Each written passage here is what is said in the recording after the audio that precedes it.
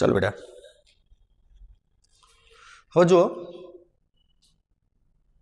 આપણે આરડીએનએ બનાવી અને યજમાનમાં નાખી પણ દીધેલો છે અને નાના પાયે ઉત્પાદન મળે છે કે નહીં એ ચેક પણ કરી દીધેલું છે અને આપણો પ્રયોગ સફળ રહ્યો હતો બેટા.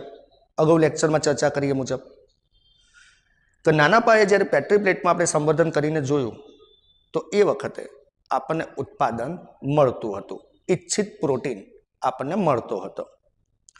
તો એનો મતલબ આપણો પ્રયોગ સફળ છે બેટા. નાના પાયે ટેસ્ટિંગ કરીને જોયું આપણે તો આપણે સફળ થઈ ગયા છીએ. તો હવે શું કરવાનું બોલો બેટા? નાના પાયે તો આપણે ઉત્પાદન કરીને મેળવી લીધું, હવે શું કરવાનું બોલો? Very good. તો હવે મોટા પાયે ઉત્પાદન મેળવવું છે બેટા. વ્યાપક સ્તરે નિપજ મેળવવી છે, વ્યાપક સ્તરે ઉત્પાદન મેળવવું છે. તો સીધી વસ્તુ છે કે નાના પાયે ઉત્પાદન મેળવવા માટે નાનકડી પેટ્રી પ્લેટ તમે વાપરી હતી. તો મોટા પાયે ઉત્પાદન મેળવવા માટેનું જે વાસણ છે, જે સાધન છે, જે પાત્ર છે એ પણ મોટું હોવું જોઈએ. તો બસ જ્યારે ઈચ્છિત નિપજોને, ઈચ્છિત ઉત્પાદનોને મોટા પાયે મેળવવું હોય તો એના માટેનું જે પાત્ર છે એ પાત્રને કહેવામાં આવે છે બાયોરિએક્ટર, એટલે કે જૈવ ભઠ્ઠી. ઓકે, તો જો બેટા, તો અહીંયા આ બાયોરિએક્ટર જૈવ ભઠ્ઠી જે શું કરે છે તો આપણને ઈચ્છિત નિપજોનું વ્યાપક સ્તરે ઉત્પાદન અથવા તો નિપજ જ્યારે મેળવવી હોય ત્યારે ઉપયોગી છે. બેટા એ બાયોરિએક્ટર એટલું મોટું હોય છે, એ બાયોરિએક્ટર એટલું મોટું હોય છે કે જેની અંદર એક સાથે તમે 100 થી 1000 લીટર જેટલું સંવર્ધન માધ્યમ ભરી શકો. જ્યાં પેલી પેટ્રી પ્લેટમાં 50 ml નેટમાં 50 ml નેટ પોસિબલ બને, જ્યારે આ બાયોરિએક્ટરમાં એક સાથે તમે સંવર્ધન માધ્યમ 100 થી 1000 લીટર જેટલું ભરી શકો છો. એટલે જેમાં મોટે પાયે તમે એક સાથે 100 થી 1000 લીટર જેટલું સંવર્ધન માધ્યમ બનાવી શકો છો. બોલો ક્લિયર? હવે ચલો આ બાયોરિએક્ટરનો ઉપયોગ કઈ રીતે કરવાનો હું તમને સમજાવી દઉં. બરાબર ધ્યાન રાખજો. તો બાયોરિએક્ટર એ ખરેખર શું છે?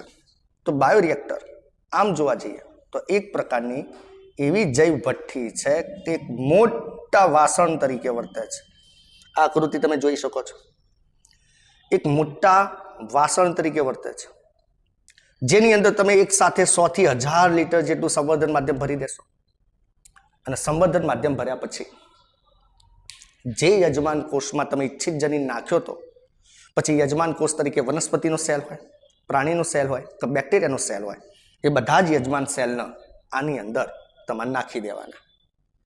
દાખલા ઈ કોલાઈ હતા તો ઈ કોલાઈની અંદર તમે આરડીએન દાખલ કરેલો છે તો બધા જ ઈ કોલાઈના કરોડોની સંખ્યામાં ઈ કોલાઈને આ જૈવ ભઠ્ઠીમાં તમારે નાખી દેવાના. જેમ અત્યાર સુધી આપણે પેટ્રી પ્લેટમાં નાખતા હતા, કારણ કે સંવર્ધન માધ્યમ પેટ્રી પ્લેટમાં હતું એટલે ઈ કોલાઈને તમે પેટ્રી પ્લેટમાં નાખતા હતા, એમ હવે એ જ ઈ કોલાઈ અથવા તો એ જ વનસ્પતિ કોષ કે તો એ જ પ્રાણી કોષ કે જેનું તમારે મોટા પાયે નિપજ મેળવવી છે એને જૈવ ભઠ્ઠીમાં નાખી દેવાના.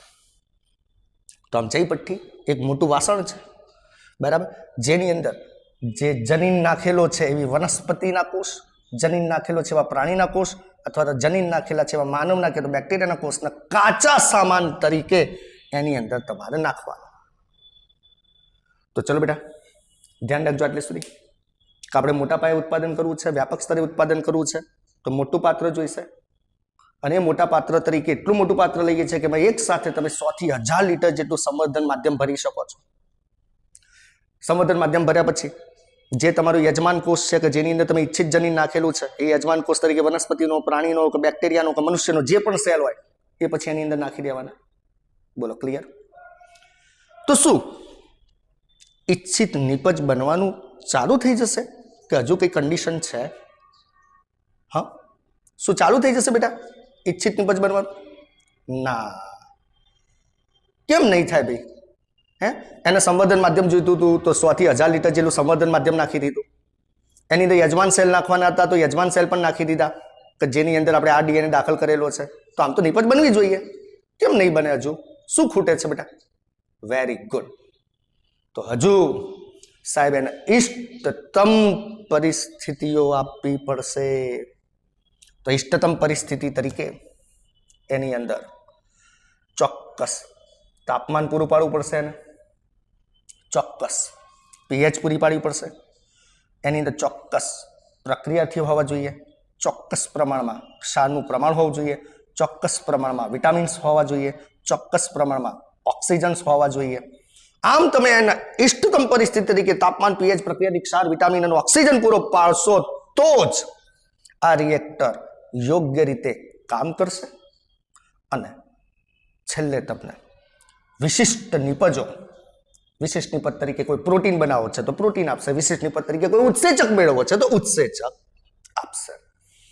આમ આ રીતે બાયોરિએક્ટર છે એના દ્વારા તમે મોટા પાયે ઉત્પાદન મેળવી શકો છો.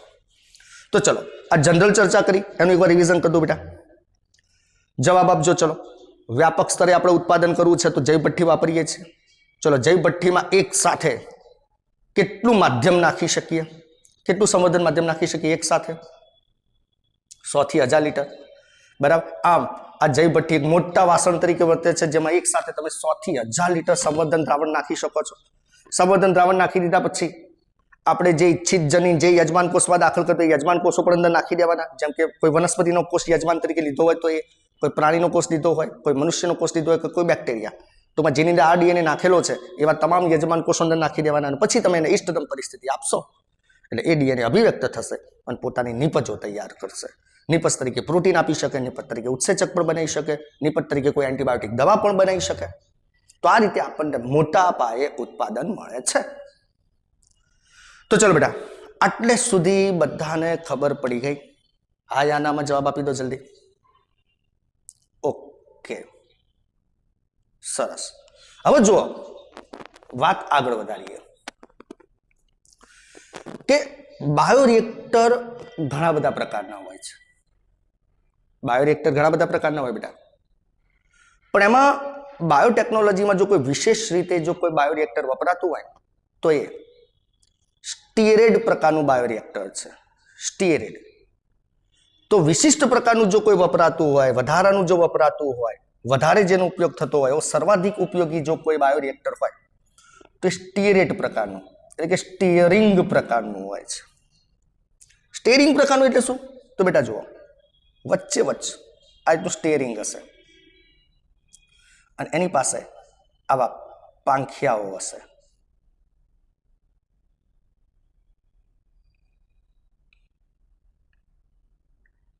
તો આ સ્ટીયરિંગ પ્રકારનું કહેવાય.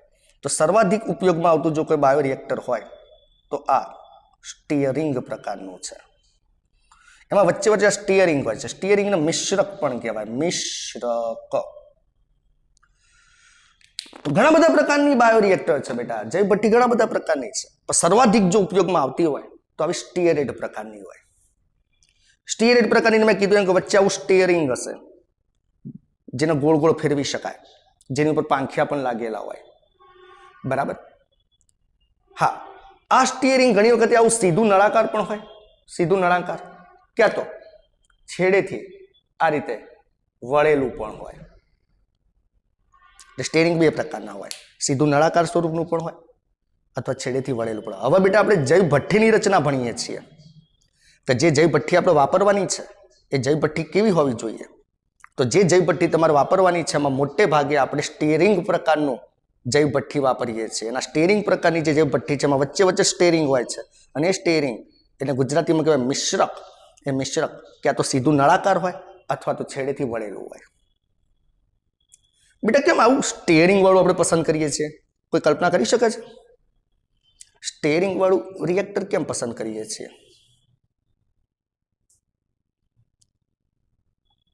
Very good. તો સીધી વસ્તુ છે કે સાહેબ આ સ્ટીયરિંગ ઘુમાવશો એટલે વલોણા જેવું કામ કરશે બેટા. સ્ટીયરિંગ ઘુમાવશો એટલે વલોણા જેવું કામ કરશે. એનાથી અંદરનું માધ્યમ, અંદર નાખેલા યજમાન કોષ, એનું મિશ્રણ સારું થશે. સાથે સાથે એની અંદર પીએચ મેન્ટેન કરવા જે દ્રવ્યો નાખેલા છે, એનો ઓક્સિજન પૂરો પાડવા માટેની જે વ્યવસ્થા કરી છે તો ઓક્સિજનનું મિશ્રણ સારું થશે. એટલે ટૂંકમાં આ જે મિશ્રકવાળા નળાકાર છે, મિશ્રકવાળી જય ભઠ્ઠીઓ છે, જેમાં સ્ટેરિંગ છે, મિશ્રક છે, જે ક્યાં તો નળાકાર છે ક્યાં તો છેડેથી તળિયેથી વળેલા છે, એ અંદરના દ્રવ્યોનું મિશ્રણ સરળતાથી કરી શકે. એના માટે અંદરના દ્રવ્ય તરીકે ચાલો તમે એના ઓક્સિજન ઉપલબ્ધ કરાયો, પણ એ ઓક્સિજન અંદર દ્રાવ્ય થવો જોઈએ. તો આ રીતનું મિશ્રક હશે, સ્ટેરિંગ હશે, તો એ ઓક્સિજન સારી રીતે અંદર મિશ્ર થશે. તો એક તો આ વ્યવસ્થા એની અંદર હોય. તો હાલ આપણે એવો ભણી રહ્યા છીએ જૈવ ભઠ્ઠીની વિશેષતાઓ, કે જૈવ ભઠ્ઠી કેવી વાપરવાની. તો પહેલી વિશેષતા ભણી ગયા કે જૈવ ભઠ્ઠી આપણે સ્ટીયરિંગ પ્રકારની વાપરવાની, સ્ટીયરેડ પ્રકારની વાપરવાની, કે જેમાં સ્ટીયરિંગ હોય, મિશ્રક હોય, અને મિશ્રક ઉપર પાંખિયા લાગેલા હોય, કે જેથી એ મિશ્રક ગોળ ગોળ ઘૂમે ત્યારે એના બધા જ દ્રવ્યો સારી રીતે મિશ્ર થાય અને એનાથી ઉત્પાદન સારું મળે. તો પહેલી વિશેષતા સ્ટીયરિંગ હોવું જોઈએ. તો ચલો આટલે સુધી ખબર પડી ગઈ બેટા? હા કે ના? આટલે સુધી ખબર પડી ગઈ? ઓકે, ચલો આગળ વાત કરીએ. બીજી એની અંદર શું વ્યવસ્થા હોવી જોઈએ? એક વ્યવસ્થા તો કહી દીધી કે સ્ટીયરિંગ હોવું જોઈએ, કે જેથી મિશ્રણ સારું થાય. તો બીજા નંબરે આ જૈવ ભઠ્ઠીમાં એક બાજુએ નવું દ્રવ્ય ઉમેરવાની જગ્યા હોવી જોઈએ, તો બીજી બાજુથી જૂના દ્રવ્યનો નિકાલ કરવાની વ્યવસ્થા હોવી જોઈએ. તો એક બાજુથી નવું માધ્યમ આવે, બીજી બાજુથી જૂનું માધ્યમ નિકાલ પામે. કારણ કે આપણે શરૂઆતમાં સંવર્ધન માધ્યમ નાખી દીધું, પણ પ્રક્રિયા કરીશું એટલે શું થશે કે સંવર્ધન માધ્યમ થોડું વપરાતું જશે, જૂનું થતું જશે. એટલે ઉત્પાદન વધુ મેળવવું છે તો આપણે બેસ્ટમાં બેસ્ટ સંવર્ધન માધ્યમ રહેવો પ્રયત્ન કરવો પડે. એટલે એક બાજુ એવી જગ્યા હોવી જોઈએ કે જ્યાંથી તમે નવું સંવર્ધન માધ્યમ નાખી શકો, અને બીજી બાજુ એવી જગ્યા હોવી જોઈએ કે જ્યાંથી તમે જૂનું સંવર્ધન માધ્યમ બહાર કાઢી શકો. તો આવી વ્યવસ્થા પણ એમાં હોવી જોઈએ. તો એક બાજુથી જો લખ્યું છે કે નવું દ્રવ્ય ઉમેરવાની વ્યવસ્થા, જ્યારે બીજી બાજુથી વપરાયેલું માધ્યમ, વપરાયેલું દ્રવ્ય નિકાલની વ્યવસ્થા પણ હોવી જોઈએ. બોલો ક્લિયર? તો ચલો બે વ્યવસ્થાઓ કહી દીધી કે સારી જાતનું સર્વાધિક વપરાતું એવી જૈવ ભઠ્ઠી કયા પ્રકારની છે? તો કે સ્ટેરિડ પ્રકારની છે. તો એની વિશેષતાઓ શું છે? તો પહેલી વિશેષતા કીધું એમાં સ્ટેરિંગ હોવું જોઈએ. એ સ્ટેરિંગ એટલે કે મિશ્રક એ નળાકાર હોય તો પણ ચાલે, છેડેથી વળેલું હોય તો પણ ચાલે, એના પર પાંખીઓ હોવા જોઈએ કે જેથી સારી રીતે મિશ્રણ કરી શકે. બીજી વ્યવસ્થાના ભાગરૂપે એક બાજુથી નવું દ્રવ્ય ઉમેરવાની સગવડ અને બીજી બાજુથી વપરાયેલ દ્રવ્યના નિકાલની સગવડ હોવી જોઈએ. તો ચલો બેટા, બે સગવડો બધાને ખબર પડી ગઈ છે?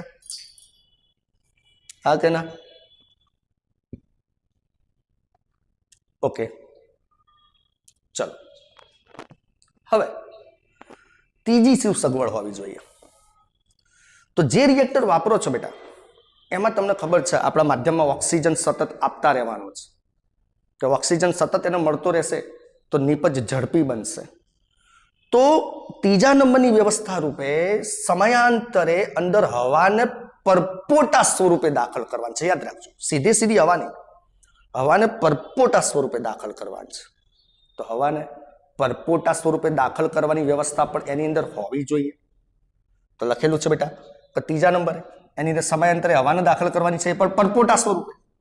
તો રિએક્ટરમાં એ પરપોટાને મોકલવાની પણ વ્યવસ્થા હોવી જોઈએ.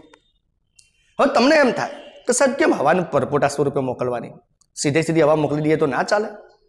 તો સાંભળો, તો એ પરપોટા સ્વરૂપે મોકલશો ને તો એ પરપોટા અસરકારક રીતે ઓક્સિજનનું સ્થળાંતરણ ક્ષેત્રમાં વધારો કરે. તો પરપોટા સરળતાથી ફેલાય. એટલે પરપોટા સ્વરૂપે જ્યારે તમે હવાને મોકલો છો એટલે એ હવામાં રહેલો ઓક્સિજન, પરપોટામાં રહેલો ઓક્સિજન અસરકારક રીતે સ્થળાંતરણ પામે, એટલે ઝડપથી ક્ષેત્રમાં ફેલાઈ જાય. એટલા માટે લખ્યું છે કે સમયાંતરે હવાને પરપોટા સ્વરૂપે રિએક્ટરમાં મોકલવાનું, કારણ કે પરપોટા અસરકારક રીતે ઓક્સિજનનું સ્થળાંતરણ ક્ષેત્રમાં વધારો કરે છે. તો આ માહિતી આપણને અંદર આપેલી છે કે ભાઈ આપણું રિએક્ટર કેવું હોવું જોઈએ. તો બોલો કેટલી વિશેષતા બેટા આપણા રિએક્ટરની? કેટલી વિશેષતા? બોલો, 3 વિશેષતા. ઓકે, આ ઉપરાંત પણ આ રિએક્ટરમાં બીજી કેટલીક વ્યવસ્થાઓ હોવી જોઈએ. જેમ કે હું લખું છું અહીંયા, જોજો બેટા. એમાં એક આંદોલક યંત્ર હોવું જોઈએ,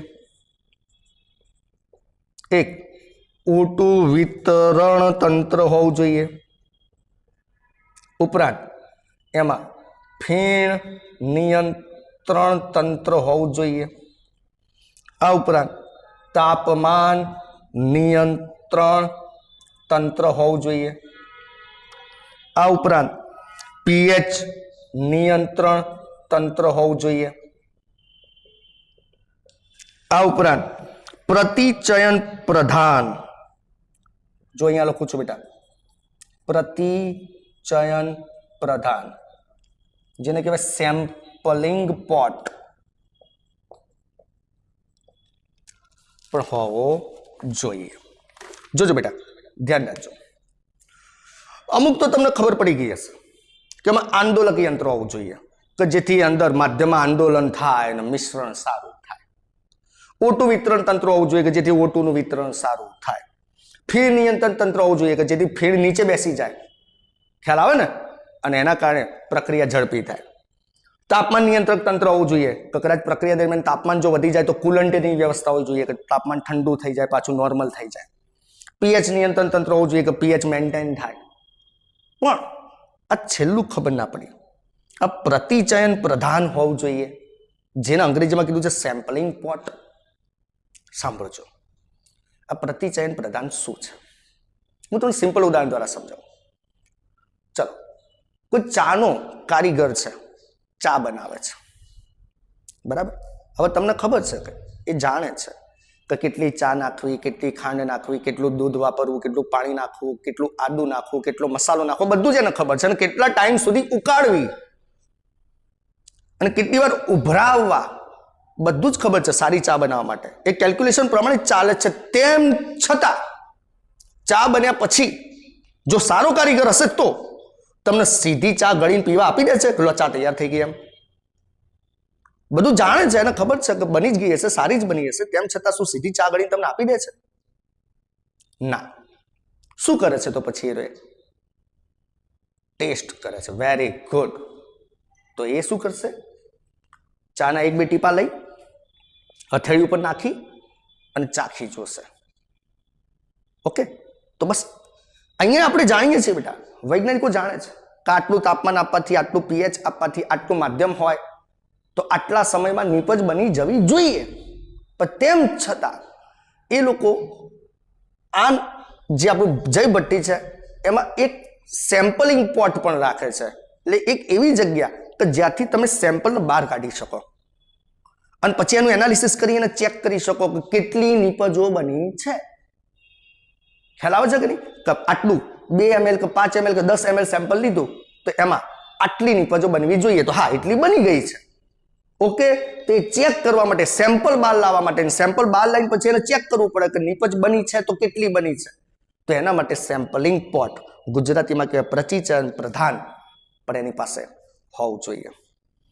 ઓકે, દરેકને ખબર પડી ગઈ છે બેટા અત્યાર સુધી? હા કે ના? ઓકે, તો હવે આપણે છે ને હું તમને આકૃતિ બતાવું છું, પણ એના માટે તમારી સામે 2 આકૃતિઓ મૂકેલી છે. બરાબર ધ્યાન રાખજો, આ આકૃતિ નીટ માટે કેમ ઉપયોગી છે.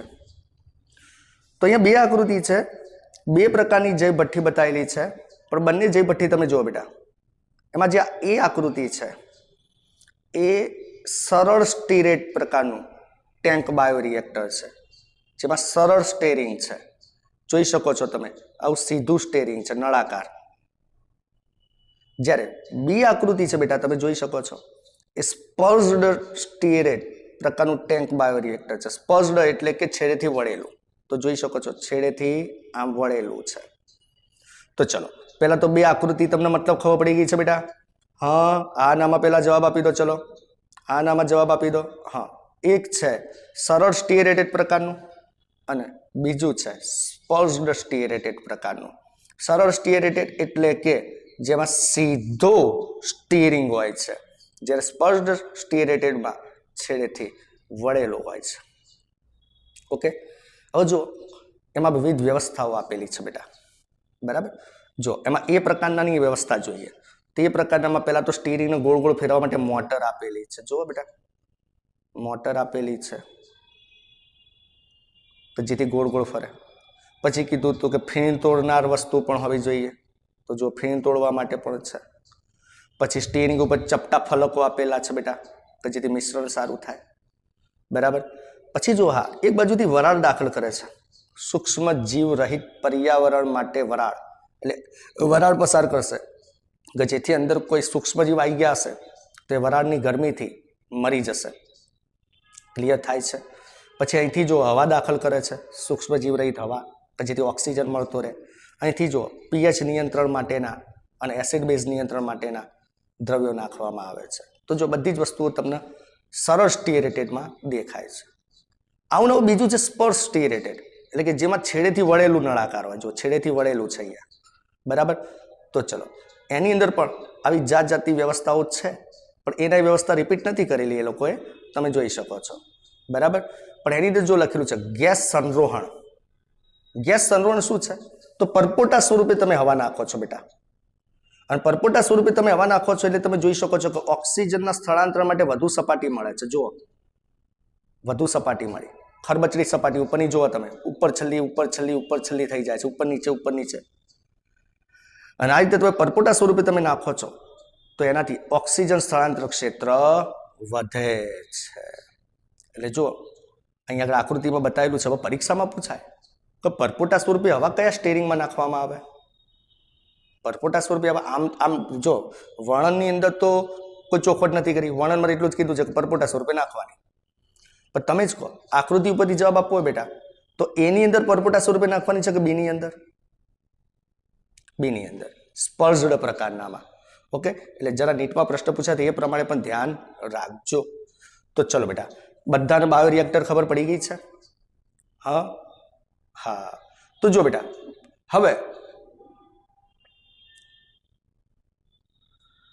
આ આકૃતિ ઉપરથી બાયોરિએક્ટર આપણને ક્લિયર થઈ ગયું.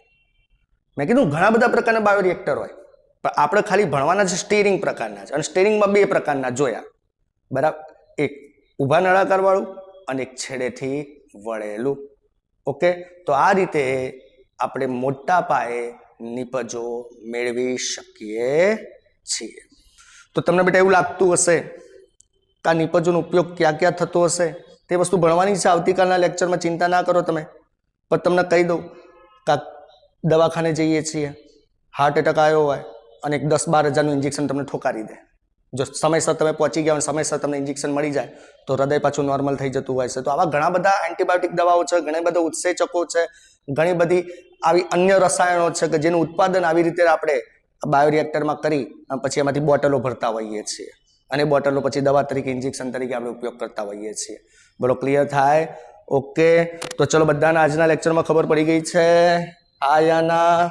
ઓકે, તો આવતીકાલે પાઠ પૂરો થઈ જશે. અને ટેસ્ટ ક્યારે છે? ટેસ્ટ ક્યારે છે? 17 તારીખે. તો બધા ટેસ્ટની તૈયારી રાખજો. 3 સબ્જેક્ટનો ટેસ્ટ આપવાનો છે.